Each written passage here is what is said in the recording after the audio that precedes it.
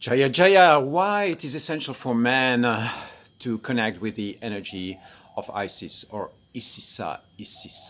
So you might have heard about Isis, this ancient goddess energy field from ancient Egypt.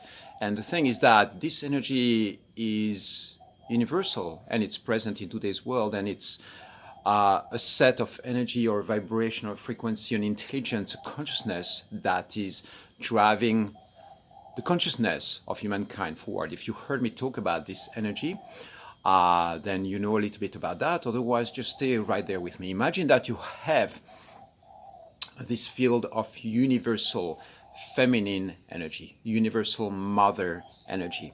And so, as man, when you incarnate on this planet, you will have a physical mother, right? Imagine that this physical mother is a reflection or a transmission that through her body she is channeling that universal mother energy, right? So far it probably makes sense, right? You have a field of Shakti energy, a field of feminine energy all around us. This is life force, it's life power, it's sacred, and it's intelligence. So imagine that each human being that incarnates on this planet is being channeled and being birthed through precisely this universal mother energy.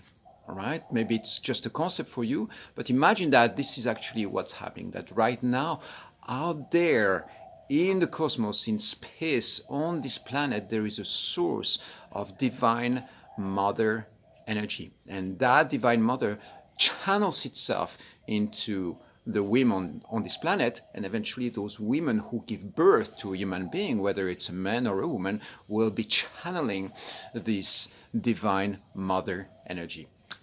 Okay, so here we go.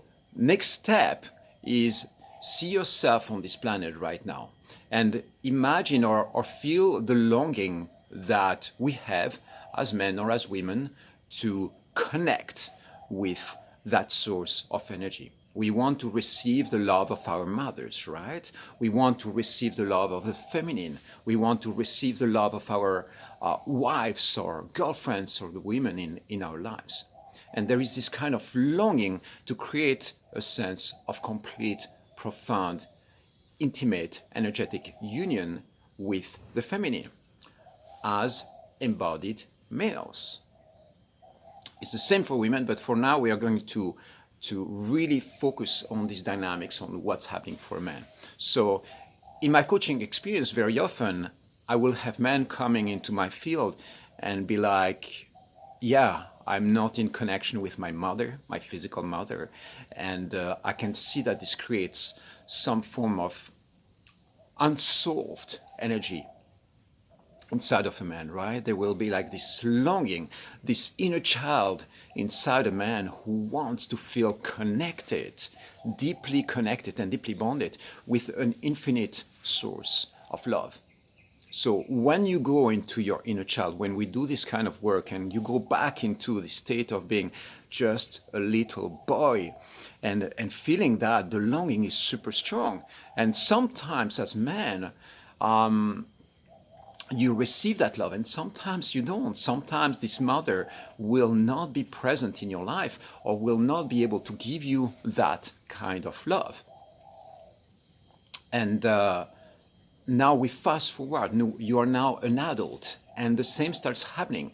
You want to receive the love from the feminine in the form of a wife, partner, girlfriend, or other women in your field. It might be in the form of somebody else who is present in your field, a friend or a colleague or something like that. And we are longing to create this sense of profound union, right, with the feminine. And so we look for external expressions of that energy, and in the form of incarnated females, in the form of incarnated women. And so we go into this quest to try to recreate this sense of union. But deep inside, what we really want is to create a sense of union with the universal source of unlimited feminine energy, or Divine Mother. You could call that divine girlfriend or divine wife or sacred goddess. Okay, but this is a little bit what's happening in our fields. And so when we go into a mystical exploration, I go somewhere in the Himalayas and lose myself in a cave, or go in the pyramids of Egypt and I'm meditating over there. What I'm doing is literally reconnecting to source. And what is source? Well, it can be labeled as masculine or feminine, those are labels, but eventually it's just source. It's a field of energy. And within that field of energy, there is an interpretation of something that we can feel as feminine energy. And so what happens when you connect with the energy of Isis, or the energy of Isisa, I call her Isisa now to give a more actualized expression. When you connect with that source, guess what? It's like when this source of energy comes and embodies itself in your whole being, then suddenly you enter into the state of completion, state of union. Yoga means union. This is what we are trying to do when we practice yoga, when we practice hatha yoga, asanas, or any form of yoga. It's to go back to recreate a state of internal union. Internal union means union of connection between us as embodied beings with source, going back home. And so when you have this longing for a physical mother, for the love of a physical mother, what we are doing is literally wanting to go back to source, the womb in which we were birthed and in which we were growing as fetuses, right? This is like the protection and the field of love that we receive as a transmission, indirect transmission from the universal mother.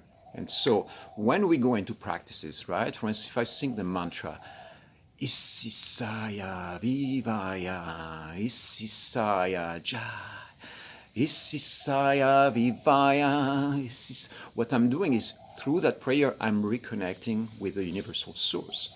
In the process of doing that, I'm creating what you can call divine union, secret union, inner union, or goddess union. The term that I use for that in Sanskrit is Devi Yuga. Devi for goddess, source energy, goddess energy, and Yuga is coupling. It means Devi Yuga. I'm literally coupling with the divine goddess. This is a form of completion and a form of integration that suddenly, where everything makes sense, then you are back home. And this is why it's very important, especially for man, because we are longing precisely to connect and to create this sense of internal marriage, inner marriage with the divine, instead of looking for this external marriage externally in the form of an incarnated woman, or in the form of an incarnated lover or person in our field. Then what we are doing is, like, in the sense of connecting with that energy, then it completes the whole cycle of everything that we are longing for. What I want to say here is that, of course, the physical union still matters. Of course, the love of a physical mother is still going to impact you. But once you have this mystical connection to source, then it gives you like this sense of completion and this sense of integration, where the joy and the love is granted no matter what. And for this to happen, you need to activate those channels of energy. Instead of looking physically for the external sources, distraction on the internet or mission or all these things, then you pause and then you go back. Okay, where is the mother? Where is the source? Where is the ultimate source of love that nothing will ever take away from me? Then you go like back to source. This is the power of Isisa. And this is why it's super, super important, essential for man to connect with the universal source of divine sacred union.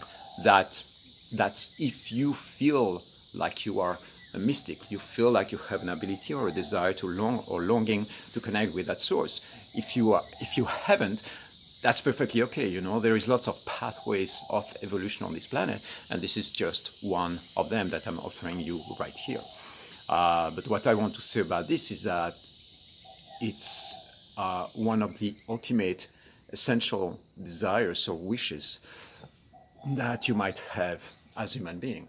So what if you are a woman? Well, as a woman, it's going to be the same kind of process, but because you are in a physical, embodied, as a physical female, then the dynamics are a little bit different, because you are looking, or you want, for the sense of completion, to very often connect with the masculine archetype or masculine divine transmission. In that case, it might be the energy of Shiva, or the energy of Amundra, or the energy of another godlike energy.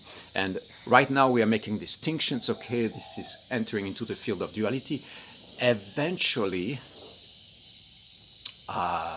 it's all one, and it's all like so. Those distinctions that I'm giving you right now, maybe it becomes a little bit too complicated for you. That's okay.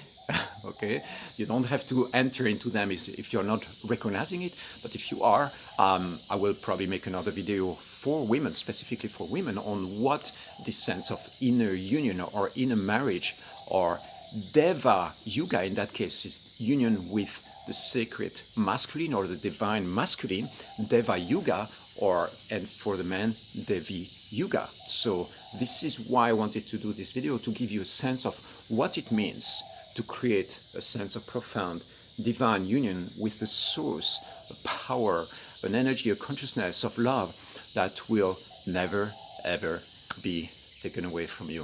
Okay? So much more to say on this topic. I'm going to stop right there. I love you, and I'll see you soon.